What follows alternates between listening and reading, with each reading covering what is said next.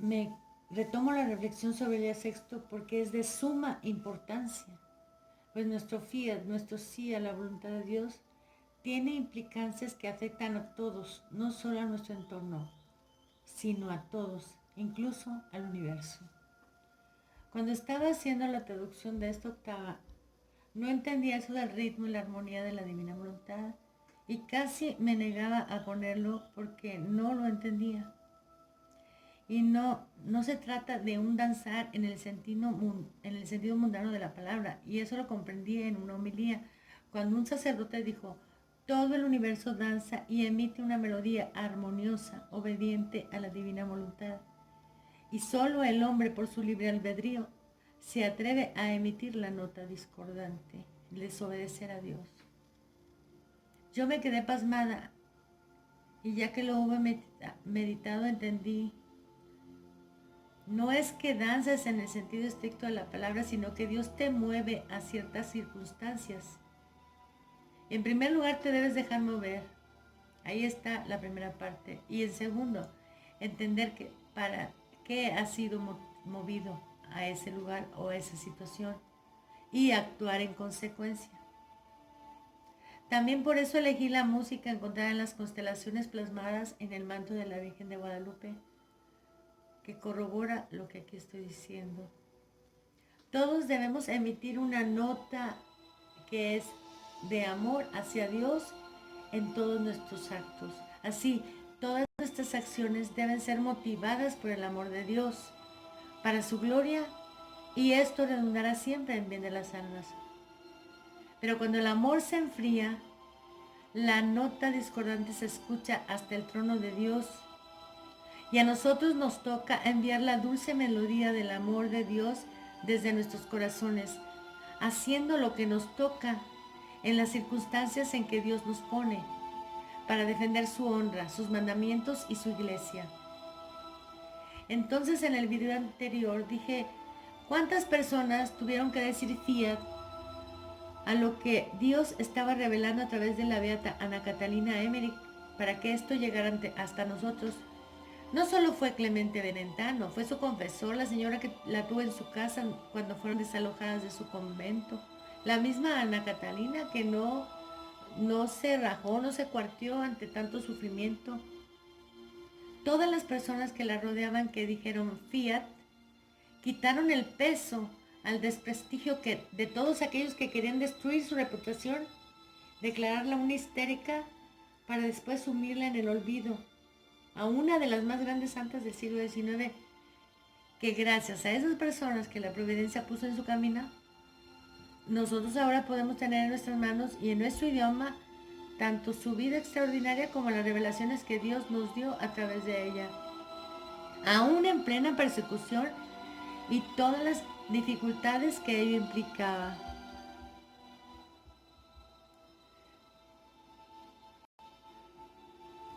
Igualmente quise hacer ver la fecundidad de un papa, aunque perseguido al grado de tener que refugiarse en Gaeta y ser despojado de las propiedades pontificias, no le impidió obedecer y someterse a lo que nuestro Señor le pedía a través de sus siervos.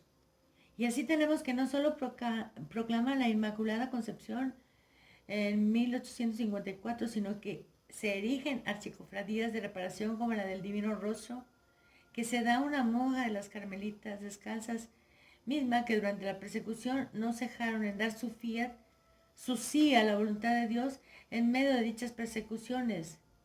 Y ellas no podrían haberlo hecho solas sin la ayuda de sacerdotes, obispos y laicos que apoyaron con sus acciones a que se llevaran a cabo los designios de Dios. Igualmente, en su reinado, después de la declaración del dogma de la Inmaculada Concepción, Santa Bernardita tiene las apariciones en Masabiel. Y recordemos cómo a esta santa nuestra madre le pide beber de un arroyo que aún no tiene agua, así como comerse unas hierbas de alrededor. La gente la tachó de loca. Ella no titubeó en la obediencia. El manantial brotó y su obispo con interés siguió el caso y declaró a la iglesia: verdaderamente aquí se apareció la Virgen, de tal manera que en 1866, 8 años después, se consagraba el primer templo que había pedido Nuestra Señora habiendo trabajado en él el padre de Bernardita. ¿Cuántas personas colaboraron dando su sí armonioso a la voluntad de Dios? Innumerables, de manera que los detractores fueron silenciados. No quiero pasar por alto y por muy buenas razones, ya que ha sido acusado de pertenecer a la masonería, este santo padre.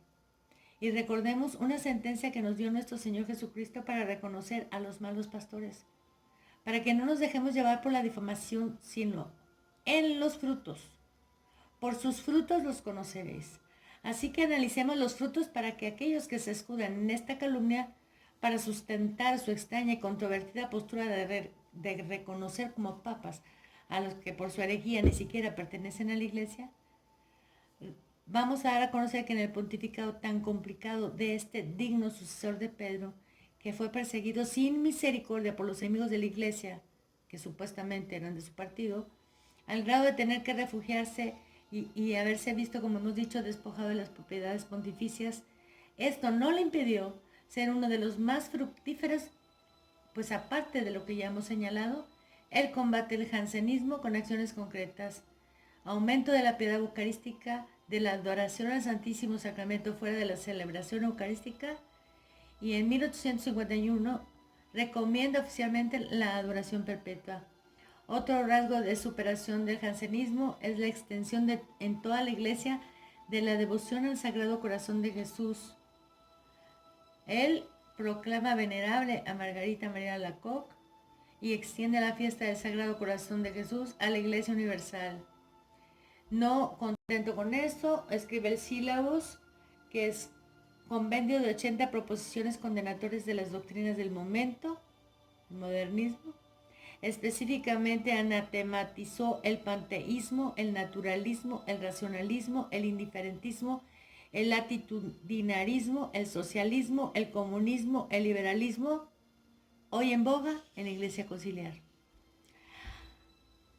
Lo mismo podríamos decir de su santidad León XIII y de su santidad San Pío X.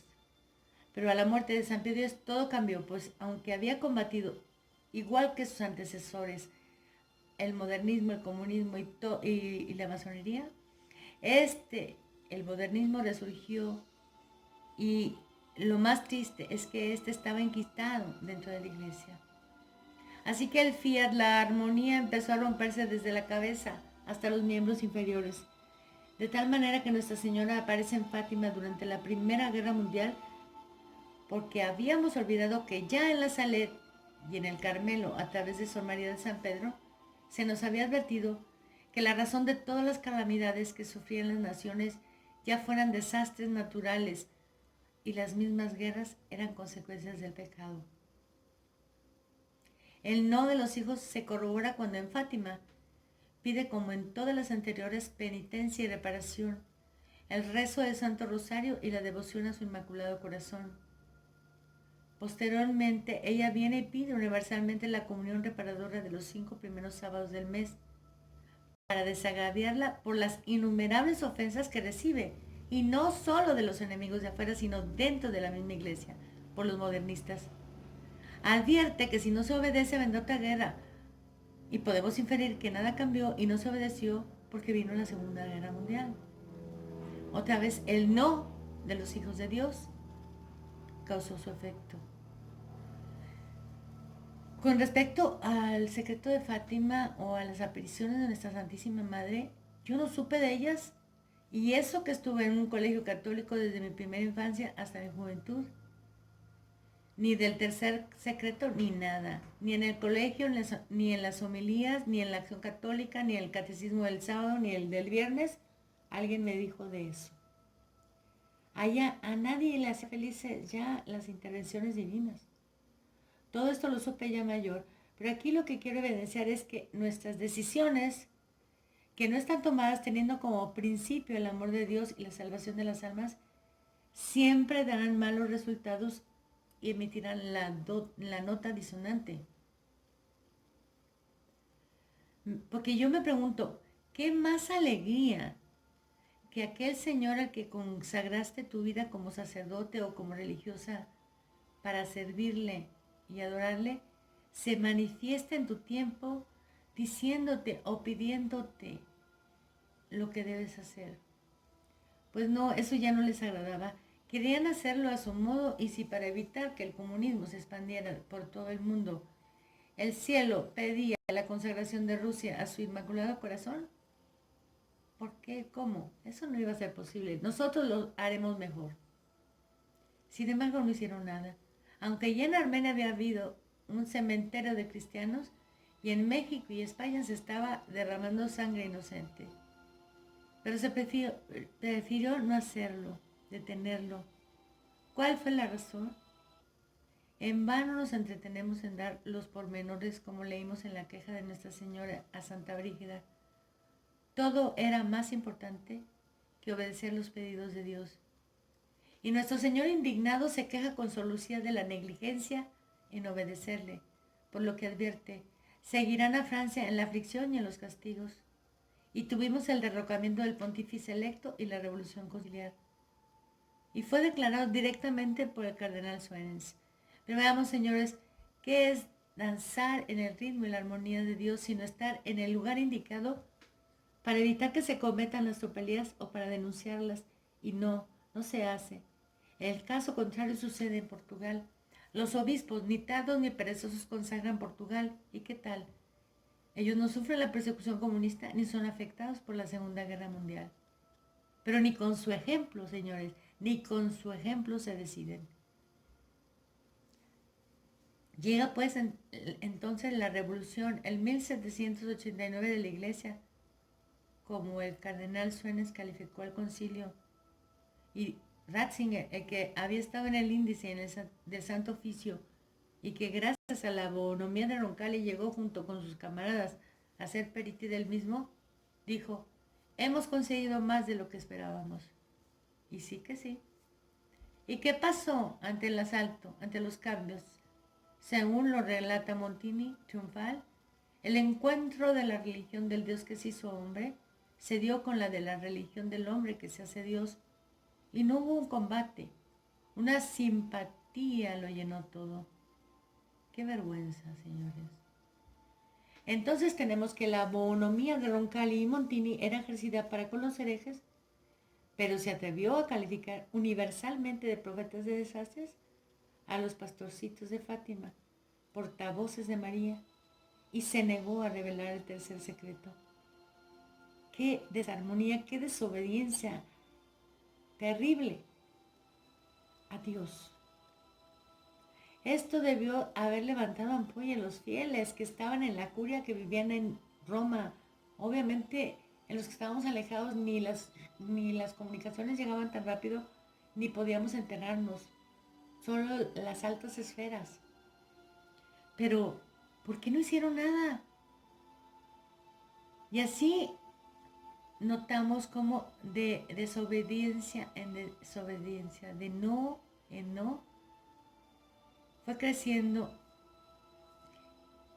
y solo a la puesta en práctica del Vaticano II y en la imposición de la revolución marxista en la misma Compañía de Jesús y la misa sacrílega, obligó a los soldados de Cristo que amaban a Dios antes que a los hombres, se empezaran a levantar, como el sacerdote ejemplar Joaquín Sáenz Arriaga, defendiendo la gloria de Dios, el honor de Dios y la defensa de la Iglesia. Su fiat a Dios fue evidente: para el común denominador un rebelde, para Dios un soldado. ¿Cuántos? Todos los acomodaticios prefirieron el no, el estar con el común denominador. Pero así surgieron otros soldados como el Abbé Nantes, Monseñor Lefebvre, el Padre Campos, el Monseñor Carmona, que fueron levantando sus voces para alertar a los católicos sobre la impostura. ¿Y qué pasó? La desobediencia a Dios, el no de los hijos de Dios fue universal. Que siga la revolución. No importa que apruebe lo que antes se condenó. No importa que le impida a los cardenales todavía católicos llegar al pontificado, porque de antemano se les impide la votación, pues se hace dimitir a los obispos a los 75 y a los cardenales a los 80, así como que se aumenta el número de cardenales con puros compas. ¿Para qué? Para que se aseguren que el electo sea uno de los suyos. Y todos se someten obedientes a la tiranía de los extranjeros, de los infiltrados, para destruir a la iglesia desde dentro.